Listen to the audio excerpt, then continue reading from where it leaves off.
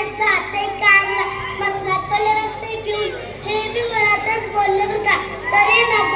बसे माय आलंच की कर बाय साधू म्हणतात कसे पारे अगे करे पायनं दुखता ग जरा तेल लावून चौकोन देतेस का आत्ता ग बे रात्रंदिवस म्या काम करते पाय तुमचं दुखते तसं नाही ग पारे तुझ्या बाळाला फटफट घेऊन द्यायला तसं तुझ्या बाळ काय येऊन जाऊ माझा आई बाप काढला आतापर्यंत मी अगं बसायची पण आता नाही बसणार दार जातेच मायला आणि खाती छानची फटफटी फुर